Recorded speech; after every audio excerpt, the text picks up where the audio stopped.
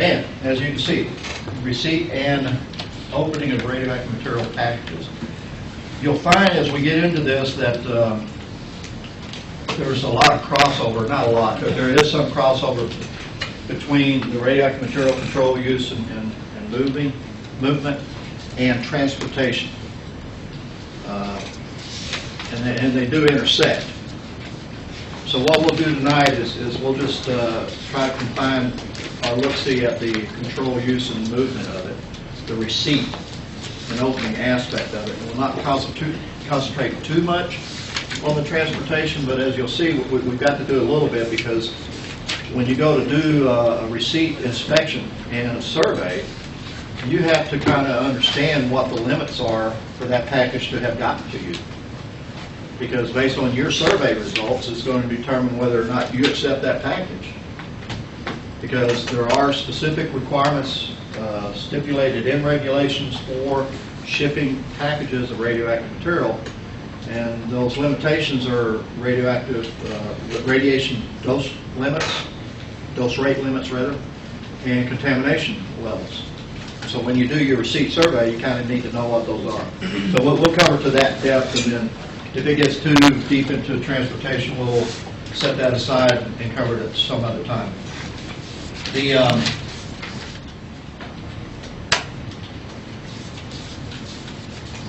Both regulations, NCFR 20 and 835, have fairly specific requirements for receipt and opening of radioactive material packages. We're going to cover both of them, and as you'll see, they're pretty similar. There are a couple of little minor differences that I'll point out, but nothing major. The limits that we'll be discussing, I'm going to confine to 10 CFR 20 and 10 CFR 71. Because 10 CFR 835 is not real clear on what limits they follow. And I don't want to confuse the issue trying to dig too deep into it, because I believe what they do is they put that kind of information in their guides or their guidelines for implementation. And so it's over in another document outside of the regulations. But in 10 CFR 20, the section that deals with that is 1906, procedure for receiving and opening packages. And it starts out by saying that any licensee that expects to receive a radioactive material shipment that has quantities of radioactive material in excess of type A quantity. Now, you don't know what that is yet, and we're not going to take the time to focus on it now, because it's over in 10 CFR 71, and that's a transportation issue. But basically what you need to know is that if you expect to receive packages that exceed this type A quantity, then you've got to do something to receive and open that package. And you've got to make arrangements to receive it when it's offered for delivery. In other words, it's coming, it's going to be at your loading dock at 2 o'clock today. You need to have an RP technician out there ready to do the survey at 2 o'clock today at the loading dock. Or you need to be able to notify, have notification of the arrival so that you can take that possession. It may not be coming to your loading dock. It may be coming into FedEx, and you're going to take receipt of it at the FedEx terminal. Probably doesn't happen very often, but it may.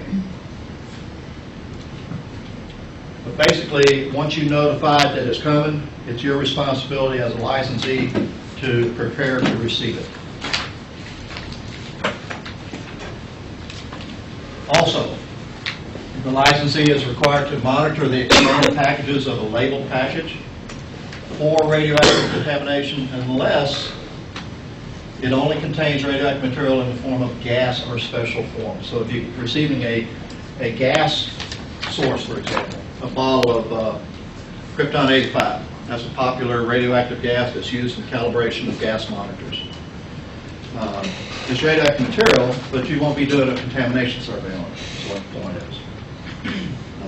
Also, if it's in a special form, and again, that's a transportation term, and we'll save that for when we get into transportation. But know that there are requirements for doing a contamination survey on the external surfaces of the package that are labeled as radioactive material, unless it's a gas or a special form material. You're also required to monitor the external surfaces of a labeled package for radiation. The radiation levels, unless it meets the requirements or the exemptions that are stated there. And again, it has to do with type A material. So taken away from that, you've got to make preparations to receive it once you know it's coming. And part of that receipt is you've got to do contamination levels on the outside of the package, and you have to do radiation dose rates on the outside of the package. That's the bare bones what you need to know out of that part of the reg.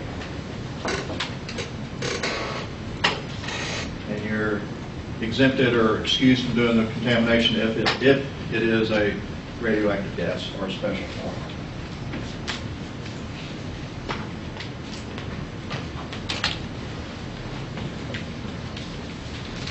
Regardless of the exceptions and exemptions that are on the other side, if you receive a package that shows signs of package degradation or damage, it's crushed, it's wet, something has disturbed the integrity of the package, then you are required to do the survey, regardless of what the exemptions may apply or you might be able to apply previously. If it shows signs of damage or deterioration, then you must do a survey of it.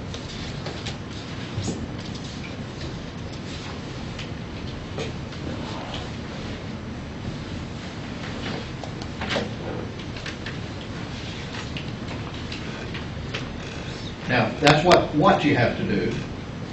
When do you have to do it? There are time restrictions based on when you have to do this.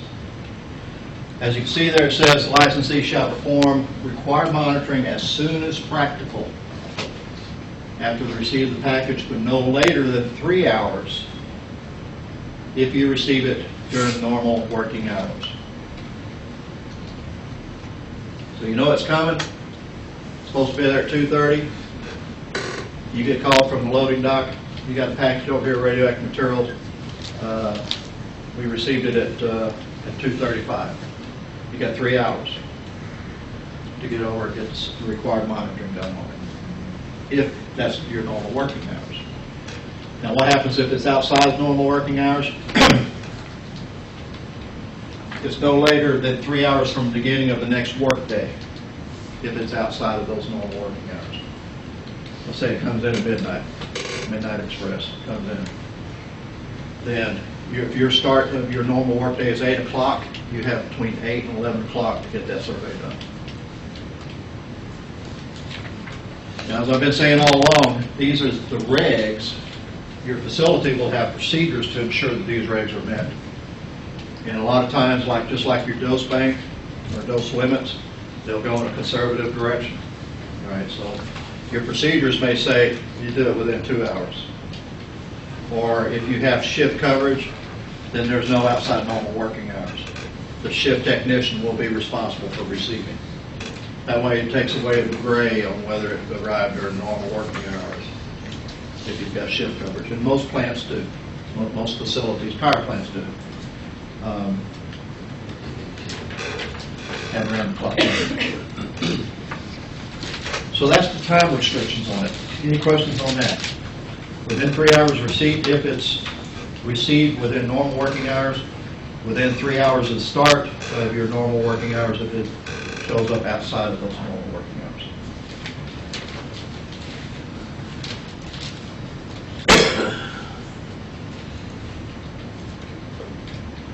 Now,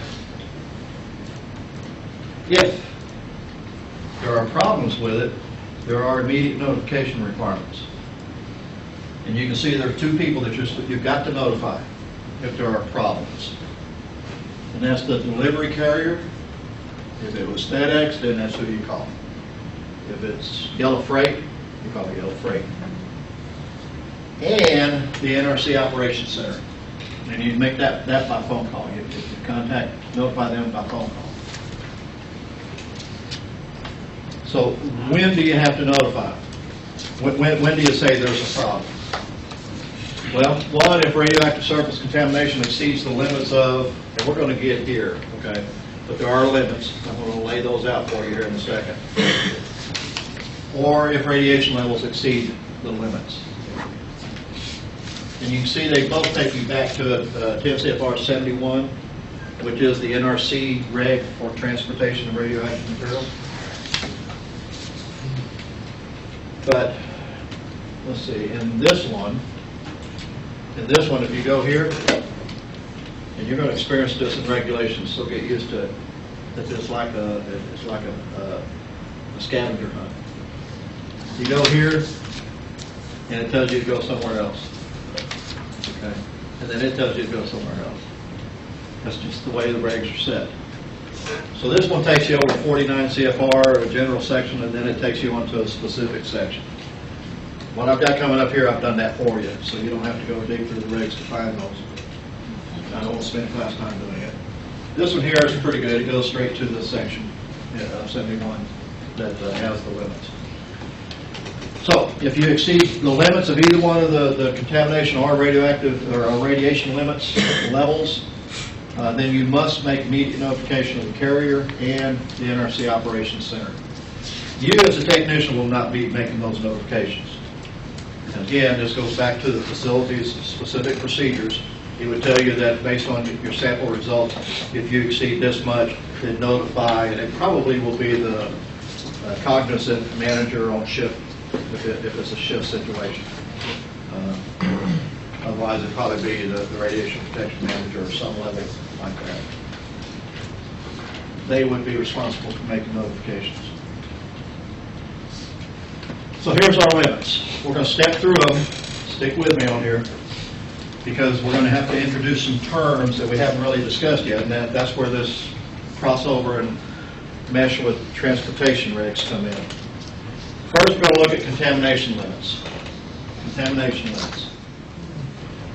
This is from 49 CFR, and it's for non-fixed or loose external radioactive contamination. It's for the packages themselves, and it is for packages that have been shipped non-exclusive use. Non-exclusive use transport are transports that can, in the same shipment, be shipping other items besides radioactive material. FedEx does it all the time. You get your books from Amazon.com sitting alongside of a cardboard box with radioactive material in it.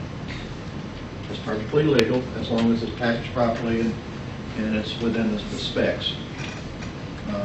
So that's non-exclusive use. These limits apply to non-exclusive use. You can see it split down between beta gamma emitters and other alpha emitters. The low toxicity alpha emitters would be determined by your organization. And it's just talking about the relative hazard of the specific isotope, the alpha emitting isotopes. So here are your limits for beta gamma. You got 4 becquerel per centimeter square, 10 to the minus 4th microcuries per centimeter square, 220 dpm per centimeter square. Now those all should work out to be fairly equivalent, just different units. And then for alpha, you can see order of magnitude less in each category, or each unit. Now, how do you go about getting these values? It's a little bit different than your normal 100 centimeter square. If you read the reg, it tells you got to take and wipe an area of 300 centimeter of the surface with the absorbent material using moderate pressure. And then you measure the activity on the material that you use to take a swipe. So at least instead of a 100 centimeter square smear, you take a 300 centimeter square smear. Then it tells you, basically the rest of this verbiage tells you that you'll look for appropriate locations, you'll representative assessment, you're looking at the opening of the box, any place where it looks like it may have been wetted and dried. if there's a puncture, or pushed in place in a cardboard box, you can take one around there, things like that. You're looking for contamination if it's there. And then it tells you that you would divide your counts by the areas smeared. You take into account the wiping efficiency of the material that you're using and the counting efficiency of the equipment, and it just, basically all the things that that we normally do. The biggest difference is this 300 centimeters square. We normally don't do that. And it says, in lieu of doing all of that, you can come up with an alternate method of doing it if you can show that it's just as good. That's not unusual in regs for regs to say that. They'll prescribe a method and then give you an alternate that says, if you come up with another way and you can show us that it's just as good, you can use it. So that's loose surface contamination limits for non-exclusive use packages. Any questions on that before I move to the next category?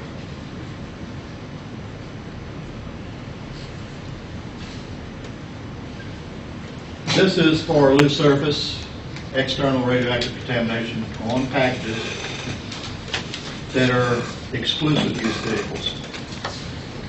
And I've got this here for a reason. It says at the end of transport, which is where you are if you're receiving a package. You're at the end of the transport cycle, you're receiving it, these will be your limits. I do want to point out, though, even for exclusive use, when they put it on the conveyance, on the transport, it's the same limits. They've got the limits that you saw from the non-exclusive. In other words, what I'm saying is that in the course of transport, it's okay for it to go up a little bit for exclusive use between when they package it, put it on the transport, and you receive it. Normally should not go up, but it may. But since we're receiving it, that doesn't matter. This is what we are limited to. And you can see it's a factor of 10 higher in all cases for beta gamma and for alpha emissions. So by shipping something exclusive use, and exclusive use means just that. That conveyance, that transport on that shipment is not used to carry anything other than radioactive material. You don't have this mixed cargo like you would in a FedEx situation.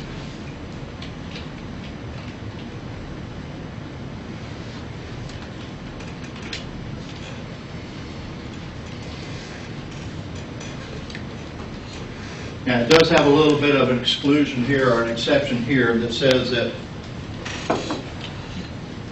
when the regs talk of exclusive use, they're talking about a trailer that for that particular shipment was used exclusive use. But that particular trailer may be returned back to the transport pool and be used for non-radioactive material after that shipment. Okay. Well, this recognizes that there are some conveyances that are permanently dedicated to radioactive material shipment. And you run this higher limit for those if you mark it, well actually there's even a higher limit. If you stencil it for radioactive materials use only, and there are some other control and labeling requirements to come in on transportation. We'll talk about those when we get to transportation. That's just kind of a footnote to let you know that there's another set there that may come into play if it's a permanently dedicated exclusive use transport. Well, right now, you need to understand the difference between non-exclusive use packages, contamination limits and levels, versus exclusive use contamination limits and levels. Questions?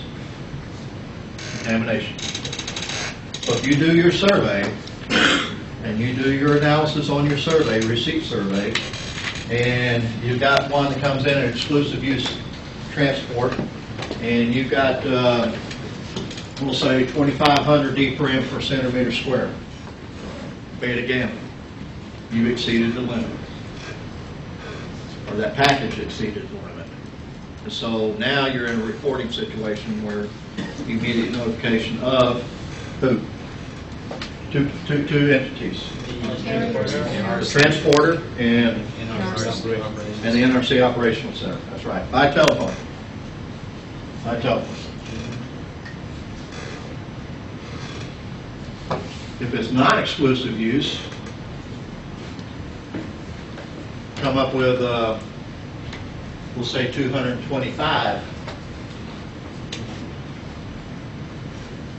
I'm probably going to do another survey.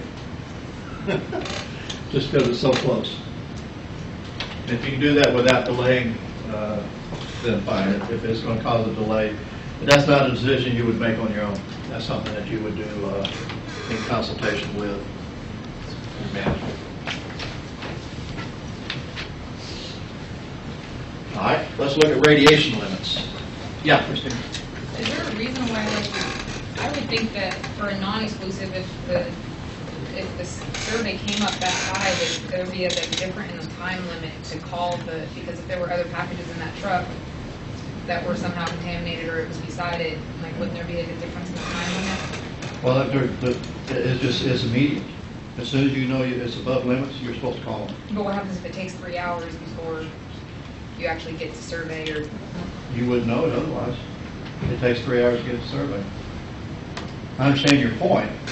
You want to get word out as soon as possible because in a non-exclusive use situation, you may have packages going to Toys R Us, with contamination on it. But until you know the results, you don't have any grounds for suspecting anything.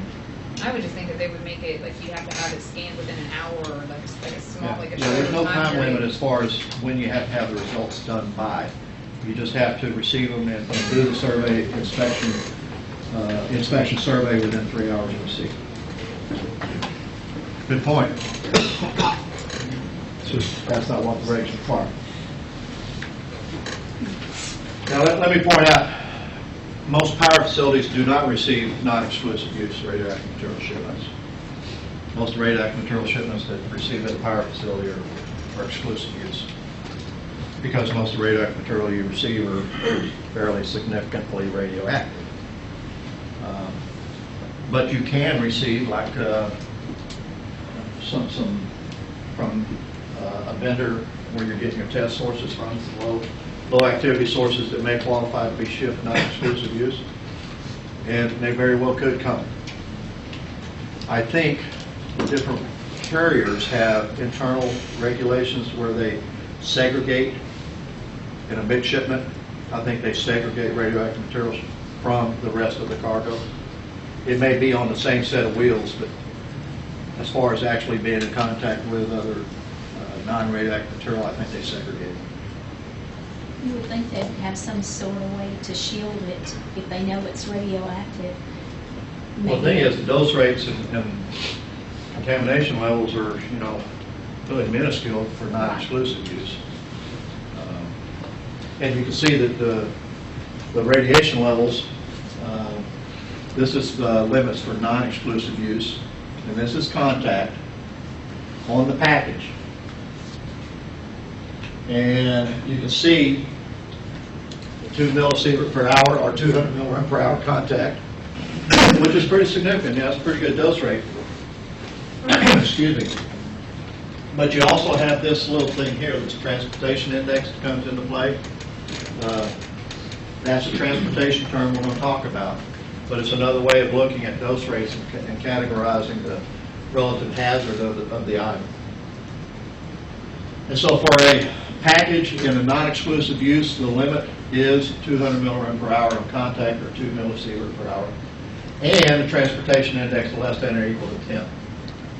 And I realize that does not have significance for you right now, but we'll define it when we get to transportation.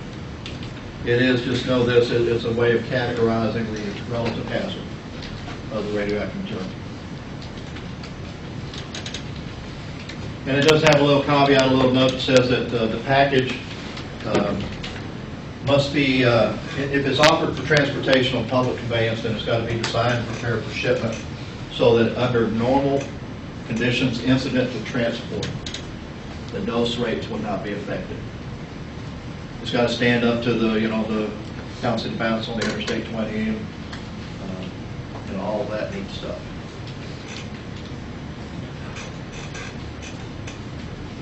For exclusive use, you get a little bit different story. When we're talking about radiation limits. The limit stays as 2 millisievert to 200 millirem an hour unless all three of these, it's a closed transport vehicle, and this is exclusive use, by the way. If it's a closed transport vehicle, or the package is secured so as not to shift during transport, and there are no loading or unloading operations during the transport. In other words, it's going from point A to point B, it's not stopping, going offload or take on anything else, it's strictly boom to boom, A to B. Closed transport, secured, no loading or unloading on the way. Then you can up that external dose rate limit to 10 millisievert and 1 bar per hour, or 1,000 MR per hour. Keep in mind, that's on the package. That's package.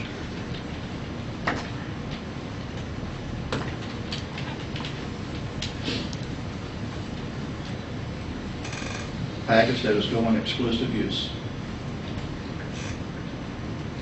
But if we're doing that, if we're going exclusive use and we're bringing in all of this into play, then we've got some other things we need to consider. And these are things that you as the RP technician on receipt take into consideration. So it's not just surveying the package at that point. It's surveying the conveyance, and there are limits. If we're operating off that 1 R per hour contact dose rate on the package, okay, you with me? We've taken that exemption as a closed transport vehicle or otherwise designated just for exclusive use. There's no stopping, starting in between A and B.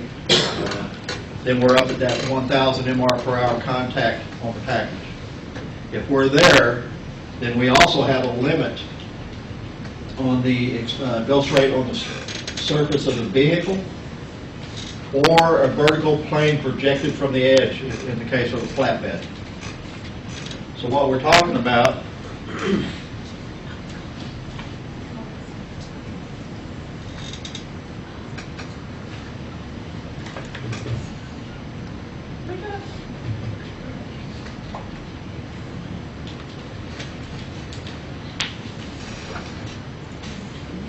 if we've got a transport vehicle that's closed like this,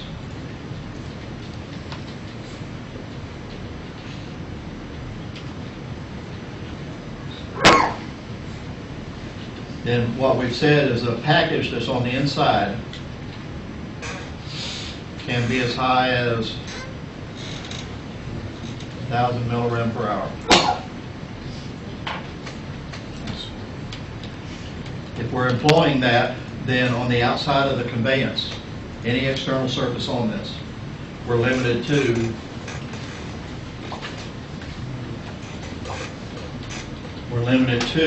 the 200 millirem per hour.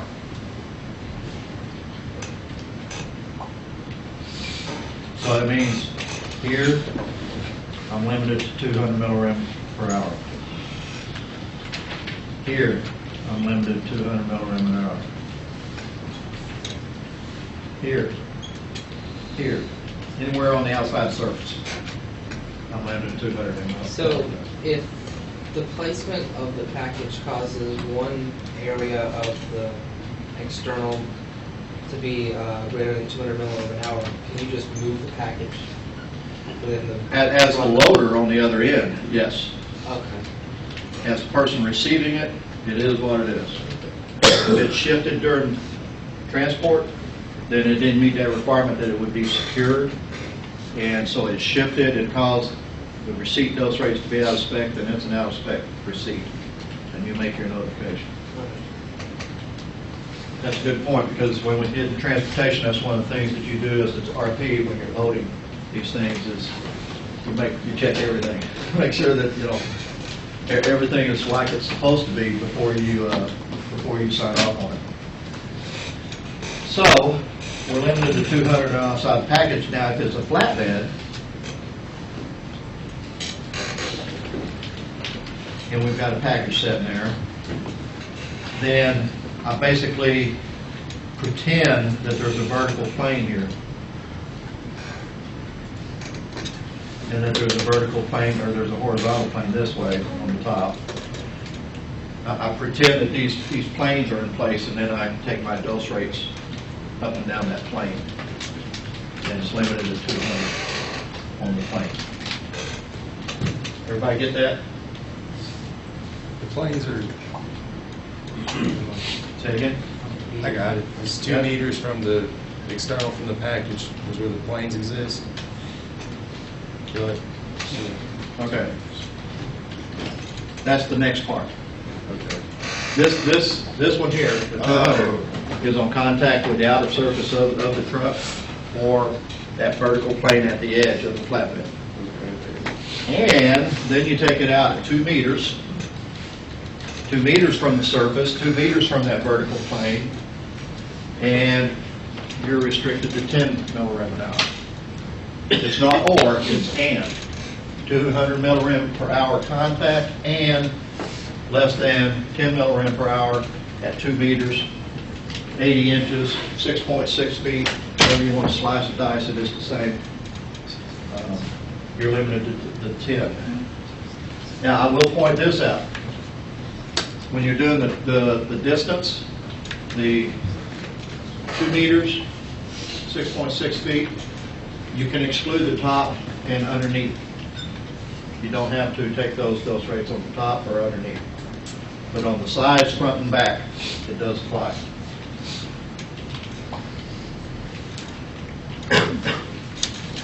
So, at 2 meters, you're limited to 10 millirem an hour.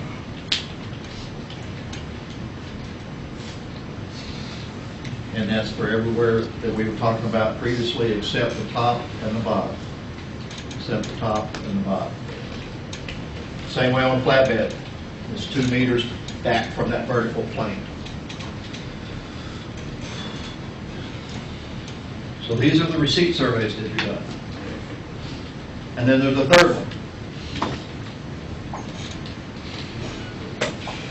The third one is in any normally occupied space. Normally occupied space, which would be the cab in most cases. So you have to get up and do a survey in the cab, the highest place, which would be, against the back of the cab. Put the dose rate in there and make sure that it's less than 2 MR per hour. Now, this particular criteria does not apply if the carrier has his drivers badged on TLDs in accordance with the requirements of 10 CFR 20 for occupational dose monitoring. And some of the carriers do that. So if you've got them operating underneath that, this 2 MR per hour in normally occupied spaces does not apply. And you would know that coming in, but we typically still do the dose rates. I mean, it's just good RP practice to do that.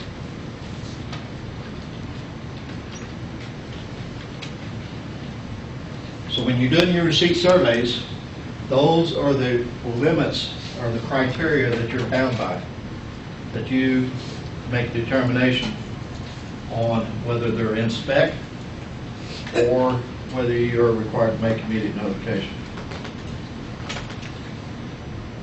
Any questions on that? On those limits? These are the slides I was talking about that were added. The ones with the limits.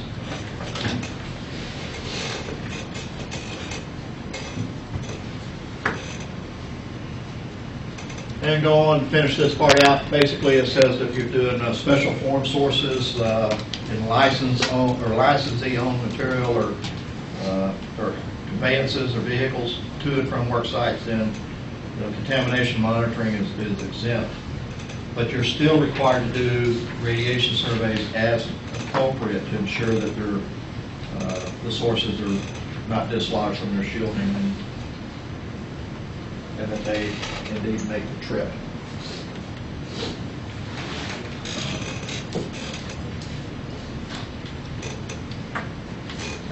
procedures for receiving and opening packages of radioactive material.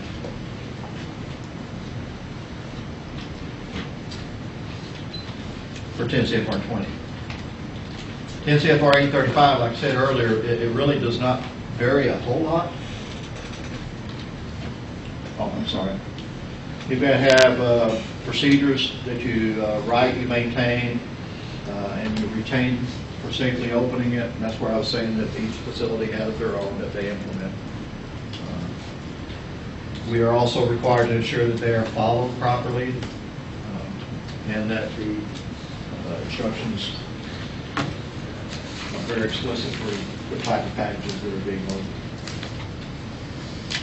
10 CFR 835. Basically, it uses a little bit different language, but in essence, it's the same requirements. Type A quantity. You take possession of it, or you make arrangements to take possession of it as soon as possible.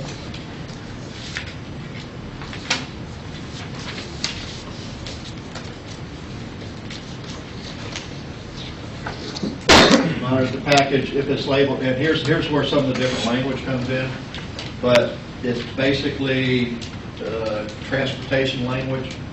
If it's labeled as a radioactive white 1, yellow 2, or yellow 3, which we will get into in transportation, then you have to monitor the package. Basically, if it's radioactive material, you have to monitor it. Or if it's been shipped as low specific activity, again, a transportation term that we're going to talk about later. And again, just like 10 CFR 20, if it shows signs of degradation, crushed, wet, whatever, regardless of any exemptions that may be applicable, you'll still do a survey.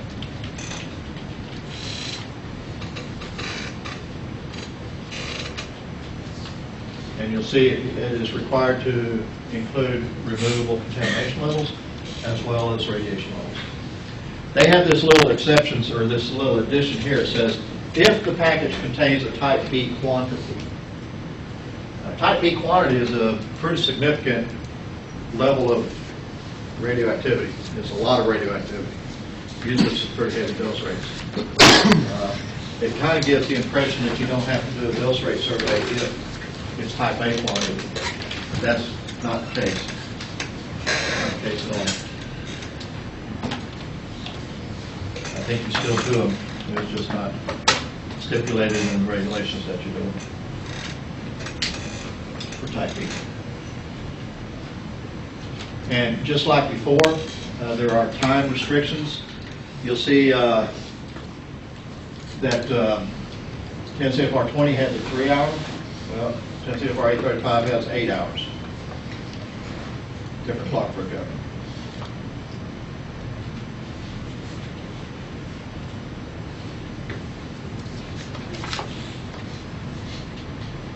And this is an exclusion that takes care of transportation of radioactive material within a DOE site. I think we talked about that previously in one of the definitions of radioactive material transport.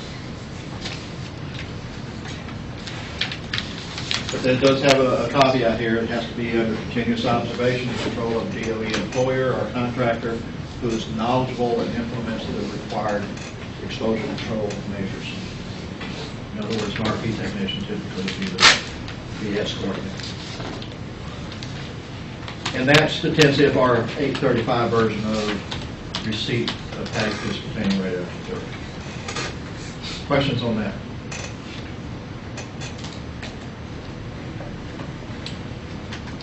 Now, we've talked a little bit about reporting when we talked about the opening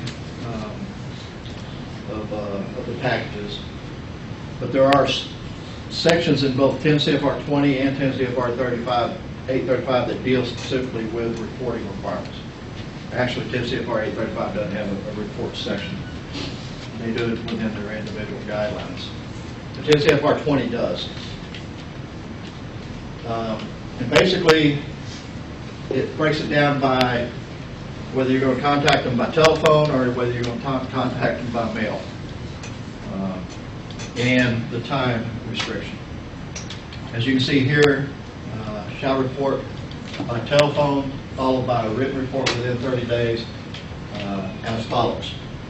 Immediately after the occurrence becomes known of any lost, stolen, or missing licensed material in a total quantity, an aggregate quantity equal to or greater than 1,000 times the quantity that's in Appendix C.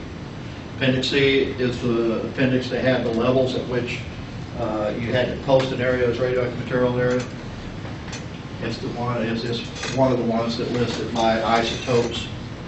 And so it's talking about the aggregate quantity that is lost, stolen, or missing, with 1,000 times the quantity that's in Appendix C. As you can see, it goes on and says that if it's under situation circumstances that it's apparent that it could result in dose to people in unrestricted areas, then you have to do that. You have to make that notification immediately, and then follow it up within 30 days with a written report.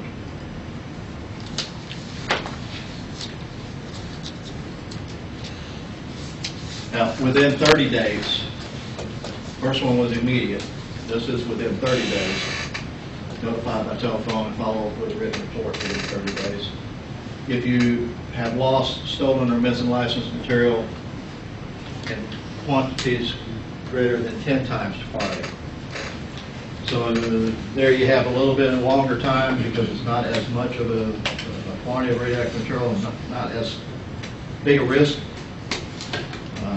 but you are still required to report. So you have a little bit more time if it's 10 times the quantity. And that all deals with reports of loss or theft of licensed material. Keep in mind what we define licensed material to be. And that's what it's referring to. Byproduct material, source material, or special nuclear material.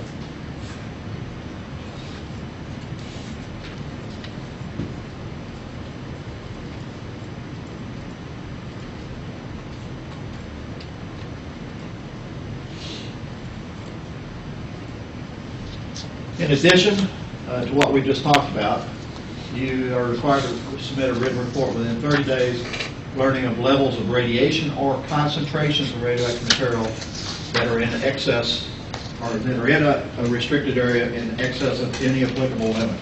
In other words, you have a situation where, well, let's say that we had an area that was not posted as radioactive materials area, but we found out that it had material in there in quantities in excess of what was in Appendix C. Should have been posted, it wasn't. Then we've met that requirement that we exceeded an applicable limit, and we have to submit a written report within 30 days after learning of that.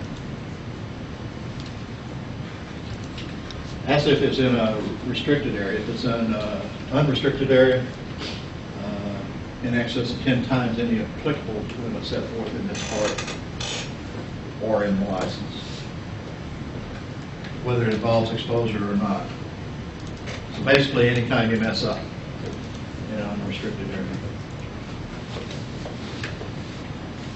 even if it's not in the regs. Now, we'll add that in addition to the site facilities procedures to implement these, your tech specs do sometimes have and carry specific requirements that, again, carry the force of regulation, but they're not specified in regulation, such as, I think I pointed out to you, 10 CFR 20 does not specify that you do a leak test on sealed sources. But the generic set of tech specs under which every plant is licensed does have a requirement that you do leak tests of sealed sources and gives you the same limits and restrictions that we talked about that were in 10 CFR 835. So you would treat that just like a regulation. It's a condition of your license, and it's basically treated. It is treated that way. And so if you do not adhere to that, if you don't follow it, then you violated the terms of your license, and that leads to problems with the regulator. We do not desire that to occur.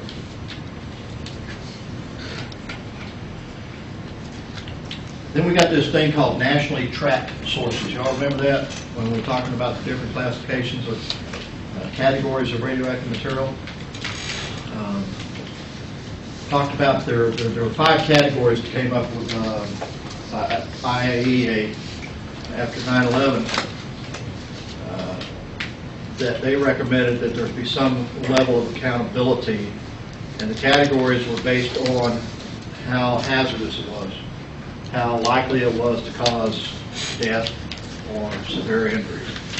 Category 1 being the worst, Category 5 being not as bad, and everything in between.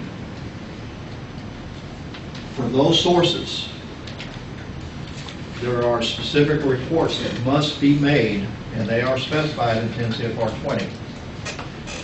Specifically, it's talking about sources 1 and 2, but the source tracking program applies to all 5 categories. So these reports would be if a company manufactures it, if a company transfers any of these sources, or receives any of these sources, disassembles or disposes of any of those sources, then there is a national source tracking transaction record that must be submitted to the federal government, documenting that. Now, each one of those has a little different report format, but it all basically covers the same thing. If you look at A through E in the actual 20.2207, you'll find the specific information, but in general, the information that's required to be there is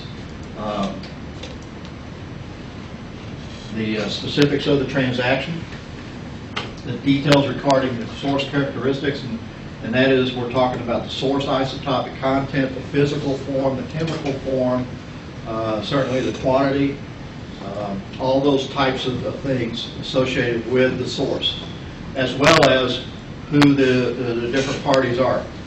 If you're sending it to someone, you're the sender, who are you sending it to? And one of the things that you'll find out in transportation is that we are obligated to ensure that whoever we send something to, radioactive material to, that they indeed have an active license to receive it. And we carry should share the responsibility in that for transportation as the sender. But all of that type of information is included on the individual reports that are generated. It's a national database, and I've not really read or heard anything about its effectiveness, although I did read quite a bit. I think I shared with you in some of the other countries some of the efforts that are in way to get a handle on some of these sources that are out there. But within the United States, this is how we handle the nationally tracked sources that were discussed earlier in 10 CFR 20.